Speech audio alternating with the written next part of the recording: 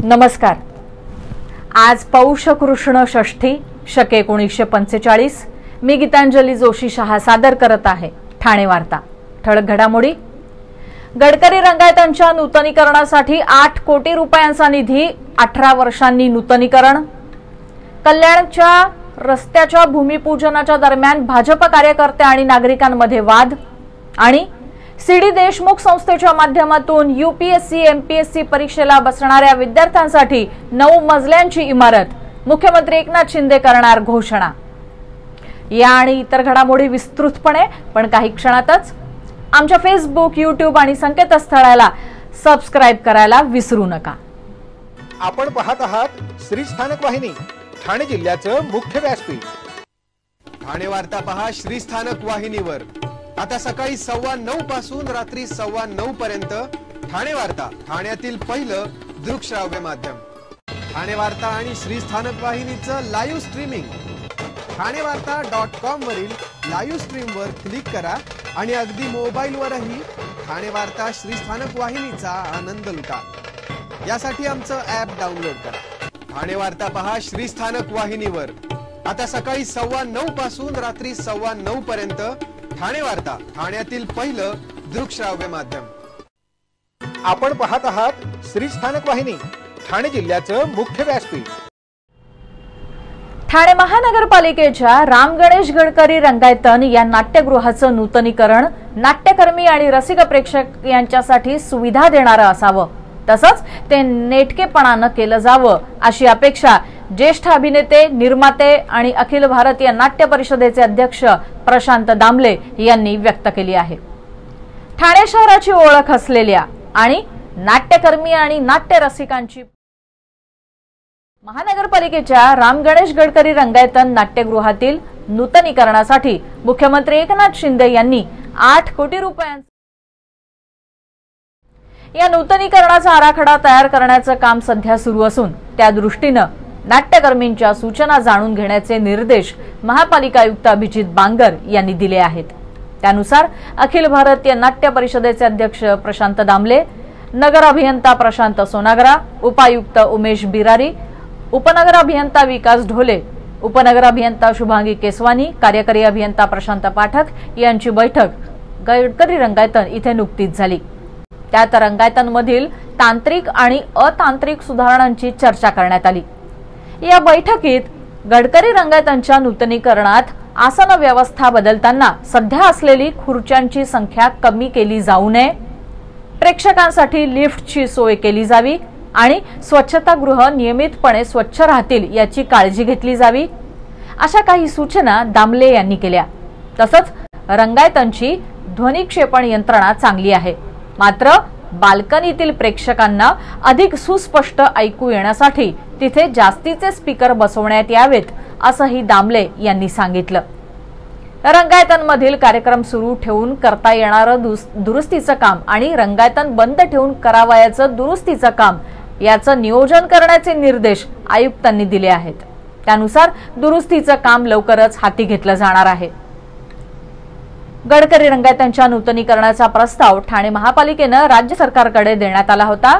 त्यास मंजुरी मिळाली असून त्यासाठी 8 कोटी रुपयांचा निधी मंजूर झाला आहे। 1978 मध्ये बांधण्यात आलेल्या रंगायतनची 2005 मध्ये मोठ्या प्रमाणावर दुरुस्ती करण्यात आली होती। त्यानंतर आता 18 वर्षांनी नूतनीकरण होत आहे। रंगायतनची आसन क्षमता 1080 एवढी आहे। गडकरी रंगायतनचं नूतनीकरण करताना प्रामुख्यानं मुख्य वास्तूचं मजबूतीकरण, तालीम हॉलचं नूतनीकरण, मुख्य प्रेक्षागृहातील संपूर्ण आसन व्यवस्था बदलणं, रंगकर्मी यांच्यासाठी असलेल्या ग्रीन रूम मध्ये आवश्यक त्या सुधारणा, रंगमंच फ्लोरिंग अद्ययावत करणं, वातानुकूलित यंत्रणेत सुधारणा, शौचालयाचं संपूर्ण अद्ययावतकरण करणं आदी कामांचा यात समावेश आहे। ठाणे महानगरपालिका क्षेत्रातील मराठा समाज आणि खुल्या प्रवर्गातील नागरिकांच्या सर्वेक्षणास 2 फेब्रुवारीपर्यंत मुदतवाढ देण्यात आली आहे। तरी या सर्वेक्षणास नागरिकांनी सहकार्य करण्याचं आवाहन महानगरपालिकेतर्फे करण्यात आलं आहे।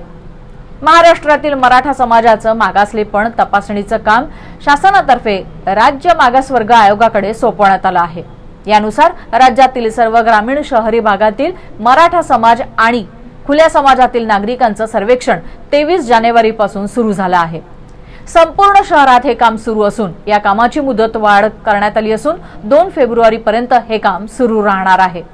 मराठा समाज आणि खुल्या प्रवर्गाचं नागरिकांचं सर्वेक्षण महानगरपालिकेच्या माध्यमातून करण्यात येत असून या कामी 250 पर्यवेक्षक आणि सुमारे 4000 प्रगणक यांची नियुक्ती करण्यात आली आहे। तसंच संबंधित प्रभाग कार्यालयाकडील सहाय्यक आयुक्त हे वॉर्ड स्तरीय नोडल ऑफिसर आणि कार्यालयीन अधीक्षक हे सहाय्यक वॉर्ड स्तरीय नोडल ऑफिसर म्हणून कार्यरत आहेत। शासनाच्या वतीने महापालिकेने नियुक्त केलेले प्रगणक हे ठाणे महापालिका क्षेत्रातील सर्व कुटुंबांचे मागासवर्ग आयोगाच्या निर्देशानुसार काम करत आहेत। या सर्वेक्षणास ठाणेकरांनी प्रतिसाद द्यावा असं आवाहन महापालिकेचे आयुक्त अभिजित बांगर यांनी केलं आहे। या सर्वेक्षणाकरता नागरिकांसाठी महापालिकेमार्फत हेल्पलाईन सुविधा उपलब्ध करून देण्यात आली असून या सुविधेद्वारे नागरिक सर्वेक्षणाबाबत काही सूचना असल्यास 86 578 87 101 दूरध्वनी क्रमांक पुन्हा एकदा 86 578 87 101 यावर नोंद करू शकतील। भारतीय प्रशासकीय सेवेचं प्रशिक्षण देणाऱ्या ठाणे महानगरपालिकेच्या सी.डी. देशमुख या संस्थेच्या माध्यमातून यूपीएससी आणि एमपीएससी परीक्षेला बसणाऱ्या विद्यार्थ्यांना राहण्याची सोय केली जाणार असून अशा प्रकारची सुविधा देणारी देशातील पहिली संस्था निर्माण करण्याचा मान ठाणे महापालिकेला मिळणार आहे। ओळा माजुडा मतदारसंघाचे आमदार प्रताप सरनाईक यांनी महापालिका आयुक्त अभिजित बांगर यांची भेट घेतल्यानंतर पत्रकारांना माहिती दिली। वर्तकनगर भागात नानासाहेब धर्माधिकारी प्रशासनामध्ये पालिकेची सी.डी. देशमुख प्रशिक्षण संस्था आहे। या संस्थेच्या माध्यमातून यूपीएससी आणि एमपीएससीचं प्रशिक्षण देण्यात येत आहे। या संस्थेत राज्याच्या इतर भागातील विद्यार्थी प्रशिक्षणासाठी येत असतात। या विद्यार्थ्यांना राहण्याची सोय नसल्यानं त्यांची गैरसोय होत होती। त्यामुळे या संस्थेची स्वतंत्र इमारत असावी अशी मागणी करण्यात आली होती। त्यानुसार सरनाईक यांच्या मतदारसंघात असलेल्या महापालिकेच्या राखीव भूखंडावर ही इमारत उभारली जाणार असून 25 कोटींचा खर्च अपेक्षित आहे। ही संस्था ठाण्याचं वैभव असल्यानं महापालिका याचा खर्च करेल असं आयुक्तांनी आश्वासन दिलं आहे। परंतु पालिकेची आर्थिक स्थिती नाजूक असल्यानं हा खर्च राज्य शासनाने करावा यासाठी मुख्यमंत्री एकनाथ शिंदे यांच्याकडे साकडं घातलं जाईल असंही त्यांनी स्पष्ट केलं। तसंच देशातील ही पहिली संस्था ठरणार असल्यानं येत्या 9 फेब्रुवारीला त्याची घोषणा मुख्यमंत्री एकनाथ शिंदे करणार असल्याचंही सरनाईक यांनी सांगितलं। ही इमारत 7 ते 9 मजल्यांची असणार आहे। त्यामध्ये प्रत्येकी 100 विद्यार्थिनी आणि 100 विद्यार्थ्यांसाठी वसतिगृह देखील असणार आहे। याशिवाय या ठिकाणी वातानुकूलित वर्ग, संगणक प्रयोगशाळा, ग्रंथालय तसंच अभ्यासक्रमाबरोबरच विद्यार्थ्यांचं आरोग्य चांगलं राहावं या उद्देशानं खेळाचं मैदान, इंडोर गेम्स आणि व्यायामशाळा उभारली जाणार आहे। तसंच वाचनालय, प्रशस्त हॉल आणि इतर सोयी सुविधा देखील उपलब्ध करून देणार असल्याची माहिती सरनाईक यांनी दिली। ठाण्यात मालवणी महोत्सवाची धूम उद्यापासून अनुभवायला मिळणार आहे। कोकण ग्रामविकास मंडळातर्फे 2 फेब्रुवारी ते 11 फेब्रुवारी या कालावधीत मालवणी महोत्सव 2024चं आयोजन शिवाईनगर इथल्या उन्नती गार्डन मैदानात करण्यात आलं आहे। महोत्सवाचं यंदाचं हे रौप्य महोत्सवी वर्ष असल्यानं दशावतारी नाटक, डबलबारी, भारूड आणि खेळ पैठणीचा अशी मालवणी सामिष स्वादासह विविधांगी अस्सल मनोरंजनाची मेजवानी 10 दिवस मिळणार आहे अशी माहिती आयोजक तथा ठाणे जिल्हा हाऊसिंग फेडरेशनचे अध्यक्ष सीताराम राणे यांनी दिली। कोकणातील व्यावसायिकांना बाजारपेठ उपलब्ध व्हावी तसंच मालवणी कला संस्कृतीचा प्रचार आणि प्रसार व्हावा या हेतूनं गेली 25 वर्ष सीताराम राणे ठाण्यात मालवणी महोत्सवाचं आयोजन करत आहेत।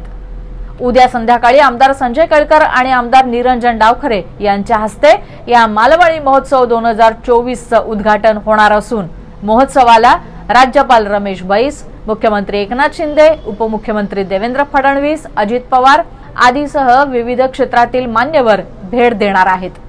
मालवणी महोत्सवाच्या प्रवेशद्वारावर गणपतीचं रेखीव मंदिर भाविकांच्या स्वागतासाठी सज्ज असून महोत्सवाचं विशेष आकर्षण म्हणजे महाराष्ट्राची लोकधारा कृष्णाई उळेकर यांचं श्रवणीय भारूड, तसंच ख्यातनाम व्याख्याते सोपान कनेरकर यांचं बाप या विषयावर व्याख्यान, महिला वर्गासाठी खेळ पैठणीचा, डबलबारी भजनाची जुगलबंदी आणि दशावतारी नाट्य प्रयोग सादर केला जाणार आहे। याशिवाय मालवणी महोत्सवात दररोज स्थानिक बालगोपाळांचे कार्यक्रम सादर होणार आहेत। 11 फेब्रुवारी रोजी महोत्सवाची सांगता होईल, तरी खेळ पैठणीचा आणि नृत्य स्पर्धेमध्ये सहभागी होऊ इच्छिणाऱ्यांनी आपली नावं मालवणी महोत्सवातील ठाणे हाऊसिंग फेडरेशनच्या स्टॉलमध्ये नोंदवावीत, असं आवाहन महोत्सवाचे आयोजक सीताराम राणे यांनी केलं आहे।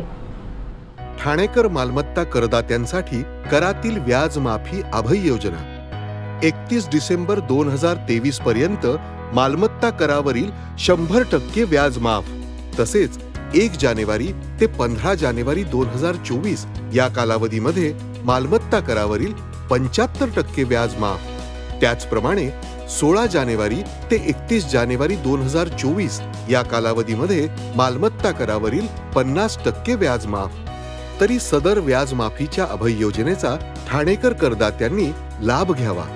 महानगरपालिकेच्या कोणत्याही संकलन केंद्रावर कर भरण्याची सोय आहे। एटीएम, डेबिट, क्रेडिट कार्डद्वारे कर भरण्याची सुविधा उपलब्ध करून देण्यात आली आहे। सोमवार ते शनिवार या दरम्यान सकाळी 10:30 ते सायंकाळी 5 वाजेपर्यंत संकलन केंद्राची वेळ असून करदात्यांच्या सोयीसाठी रविवारी संकलन केंद्र सकाळी 10:30 ते दुपारी 1:30 वाजेपर्यंत सुरू ठेवण्यात येत आहेत। यासोबतच ठाणे महानगरपालिकेच्या propertytax.thanecity.gov.in या संकेतस्थळावर ऑनलाईन पद्धतीने मालमत्ता कर भरण्याची सुविधा उपलब्ध करून देण्यात आली आहे। तसेच गुगल पे, फोन पे, पेटीएम आणि भीम ॲपद्वारे आपला कर सुलभतेने जमा करू शकता। ठाणे महापालिका क्षेत्रातील सर्व करदात्यांना विनंती आहे की आपण या व्याज माफी अभय योजनेचा जरूर लाभ घ्या आणि आपला मालमत्ता कर लवकरात लवकर महापालिकेमध्ये जमा करून महापालिकेस सहकार्य करा। धन्यवाद। गोकुळनगर परिसरातील साई आनंद प्लाझा या इमारतीत महानगर गॅसच्या कामाचा शुभारंभ खासदार राजन विचारे यांच्या हस्ते करण्यात आला। गोकुळनगर कॅसल मिल परिसरात असणाऱ्या साई आनंद प्लाझा आणि नवनीत भारत या इमारतींमध्ये राहणारे नागरिक गेल्या अनेक वर्षांपासून महानगर गॅसच्या प्रयत्नात होते, परंतु त्यांना यश मिळत नव्हतं। कोलबाड विभागातील शिवसेना उद्धव बाळासाहेब ठाकरे पक्षाचे शाखा प्रमुख राजू मोरे यांनी ही बाब लक्षात घेऊन इमारतींच्या रहिवाशांसोबत खासदार राजन विचारे यांची भेट घेतली होती। राजन विचारे यांनी तात्काळ महापालिका आणि इतर प्रशासकीय अधिकाऱ्यांशी संपर्क करून या कामाला मंजुरी मिळवली। या कामाचा शुभारंभ खासदार राजन विचारे यांच्या हस्ते करण्यात आला। या परिसरातील इमारतीमध्ये गॅस पाईपलाईन सुरू होत असल्यानं श्री साई पार्क, अर्जुन टॉवर, नवनीत भारत, साई आनंद प्लाझा, एकता साफल्य, तेजोदीप, रॉयल लाईन या इमारतींना त्याचा फायदा होणार असून इमारतीतील 400 ते 500 हून अधिक कुटुंबियांना त्याचा लाभ मिळणार आहे। महानगर गॅस पाईपचं काम सुरू करून दिल्याबद्दल या वसाहतीतील नागरिकांनी खासदार राजन विचारे यांचे आभार मानले। वी नीड यू सोसायटी संस्थेतर्फे समाजात व्रत घेऊन कार्य करणाऱ्या व्यक्तींच्या कामास प्रोत्साहन देण्यासाठी आणि विविध ठिकाणी सुरू असलेल्या सामाजिक शैक्षणिक कामाच्या मागे उभं राहण्यासाठी गेली 6 वर्ष समाजव्रती, शिक्षणव्रती आणि कार्यव्रती हे पुरस्कार दिले जातात। 2023 हे तिन्ही पुरस्कार संस्थेच्या विश्वस्त मंडळाच्या बैठकीत एकमताने देण्याचा निर्णय घेण्यात आला। शिवाय या वर्षी एक विशेष गौरव पुरस्कार देण्याचंही ठरवण्यात आलं। मुरबाड परिसरात आदिवासींच्या जमिनी आणि वन हक्कांसाठी 40हून अधिक वर्ष काम करणाऱ्या इंदवी तुळपुळे यांना समाजव्रती पुरस्कार देण्यात येणार आहे। अहमदनगर जिल्ह्यातील अकोले तालुक्यातील विविध गावांमधील जिल्हा परिषद शाळांमध्ये तब्बल 28 वर्ष अध्यापन करत असतानाच शिक्षणातील नवे बदल, नवे विचार प्रवाह लक्षात घेऊन त्या अनुषंगाने शैक्षणिक कामकाज, प्राथमिक शिक्षणातील प्रयोग आणि अनेक अभिनव उपक्रम राबवणाऱ्या भाऊसाहेब चासकर यांना शिक्षणव्रती पुरस्कार देण्यात येणार आहे। तर वंचित शोषित समूहाचं जीवन आपल्या लेखणीतून जगासमोर आणण्याबरोबरच त्यांच्या गरजेच्या वेळी त्यांच्यासोबत समर्थपणे उभं राहणं असे दुहेरी काम गेल्या 15 ते 20 वर्षात केलं आहे। या कामगिरीबद्दल अनिल साबळे यांना कार्यव्रती पुरस्कार देण्यात येणार आहे।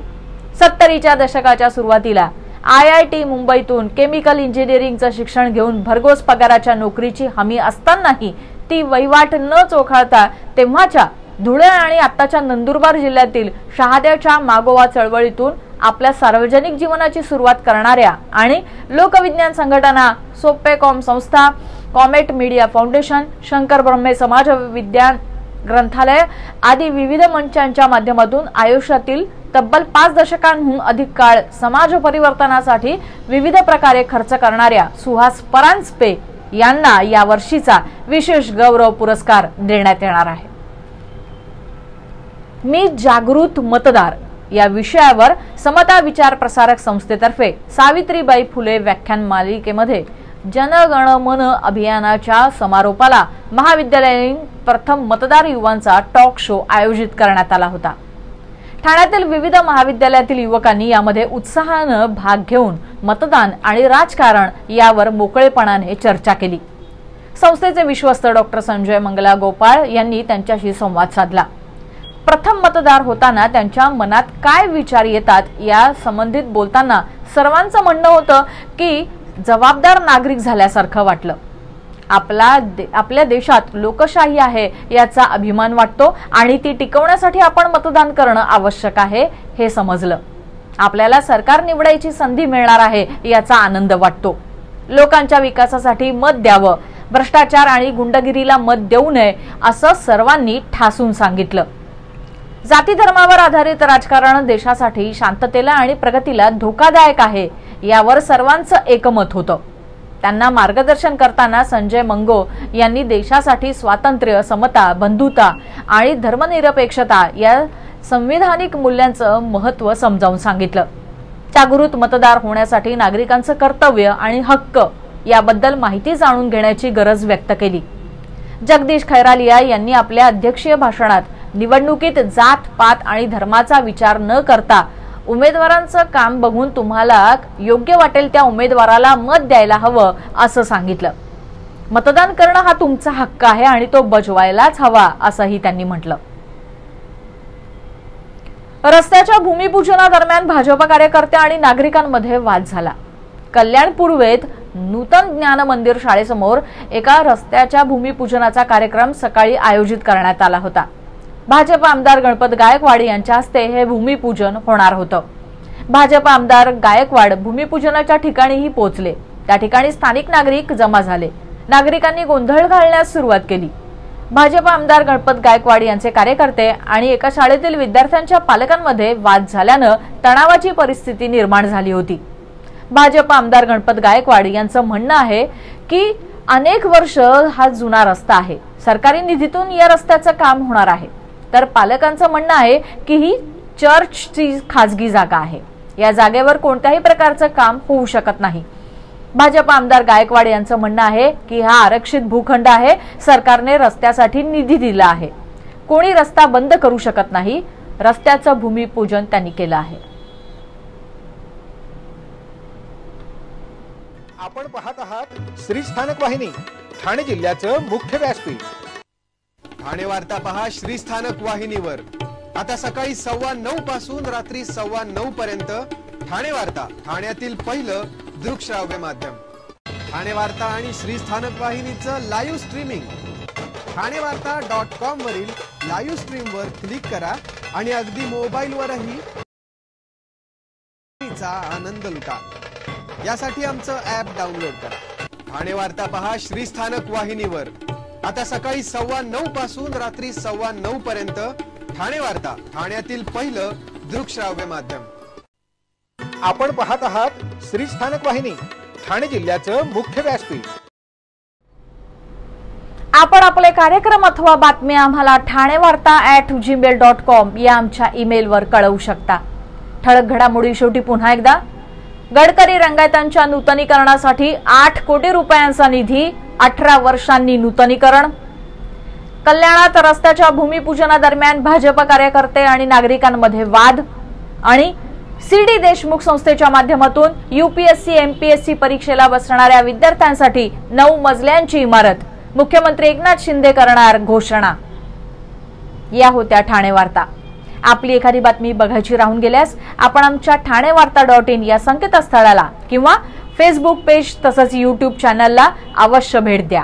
तर मग पुन्हा भेटूयात पुढील बातमीपत्रात, फक्त श्रीस्थानक वाहिनीवर. धन्यवाद.